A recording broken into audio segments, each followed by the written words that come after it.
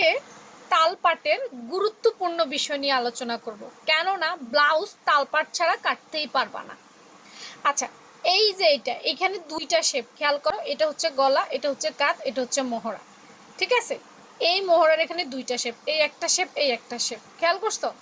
এই যে ভেতরের শেপটা এটাকে তালপাট বলে, আর এই যে বাহিরের শেপটা এটাকে মোহরা বলে। এখন অনেকেই প্রশ্ন করছে, আপু এটা একটু বুঝাই দাও, তালপাটটা কেন কাটে? অনেকে আবার বলো, আপু তালপাট তো কাটি না, কোনো সমস্যা হবে? আচ্ছা,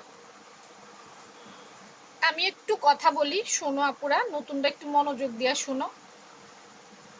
ভাই, এটা আমি কাটিং করে দেখাবো, কিন্তু একদম পারফেক্ট কাটিং স্কিলে দেখাবো, অপেক্ষা করো।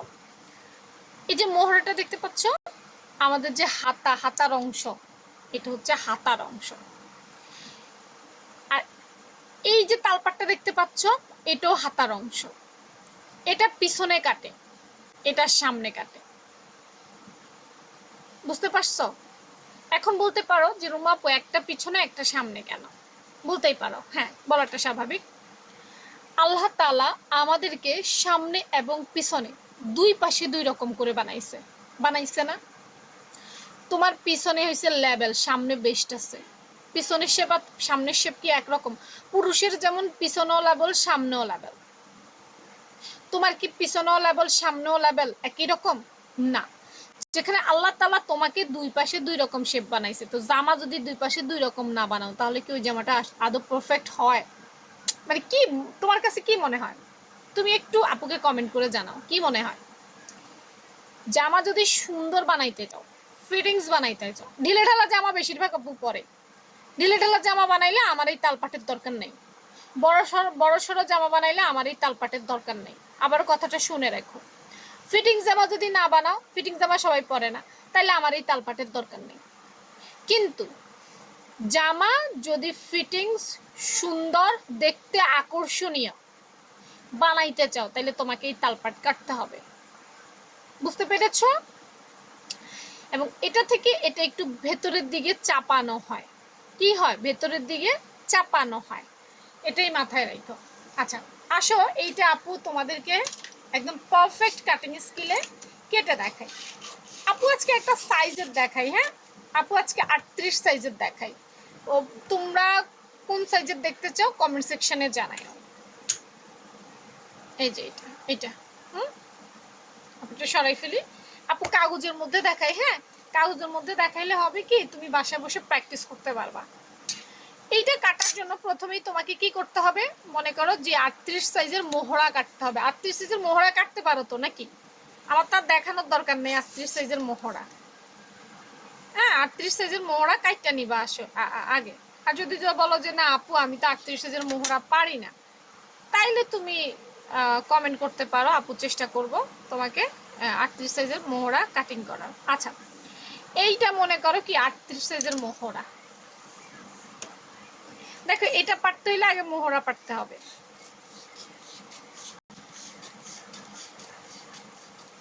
না, আমার মোহরা এটা, হ্যাঁ এটা প্রত্যেকে পারার কথা তো। আচ্ছা, এটা হচ্ছে মোহরা। এবার আগে তালপাট। প্রথমত এটা হচ্ছে সোজা লাইন, তালপাট সবসময় বাঁকা লাইন হয়। কি হয়? বাঁকা লাইন হয়। তাহলে এটা যেহেতু সোজা লাইন, 1.5 ইঞ্চি, খেয়াল করো 38 38 সাইজ দিয়ে দেখাইলে ভালো বুঝবা। 38-এর জন্য 1.5 মানে কি 1 ইঞ্চি থেকে 2 সুতা পরিমাণ কম।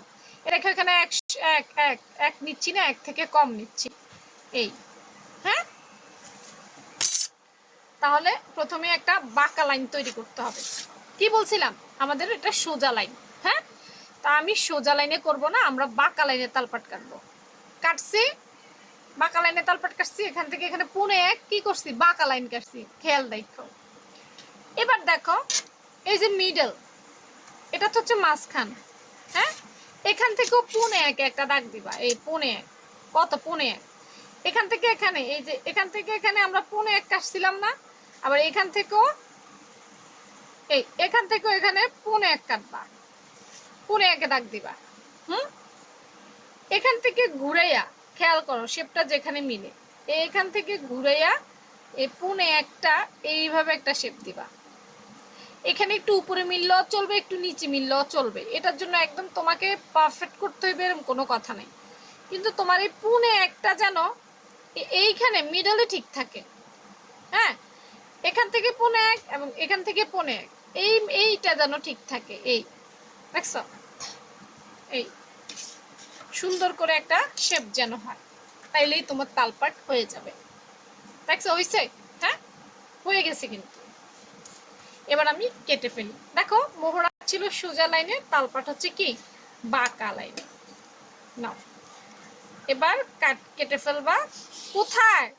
শুধুমাত্র সামনের পাটে, পিছনের পাটে কাটতো না, ভুল কইর।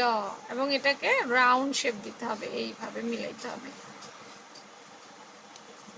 এই যে বের হয়ে গেছে শেপটা, দেখো। এখন ওই যে বগল আছে না, বগলের কাছে ফুলা কাপড় জমাট বেঁধে থাকে না, এই জমাট বাঁধা অংশটা সুন্দর হয়ে যাবে এবং তোমার যে বেস্টের শেপ, এই শেপের সাথে এটা মিলে যাবে। আমি না তালপাটটাকে সত্য কথা বলতে অনেক সময় পাসার মতো করি বলি। হ্যাঁ, এটা শেপটা কিছুটা পাসার মতো, দেখো। শেখানোর জন্য, স্টুডেন্টকে শেখানোর জন্য এই কথাটা বলে থাকি, তাইলে ওদের মনে থাকবে যে রুমা আপু একটা কথা বলেছিল। যাই হোক, হয়ে গেছে আপুর এইটা। বাসায় প্র্যাকটিস করবা, কারা কারা করবো অবশ্যই জানাইও। এ ধরনের ভিডিও দেখতে চাইলে অবশ্যই রুমা আপুর ফলো রাখতে হবে পেজটা, নাইলে পাবা না। আল্লাহ হাফেজ।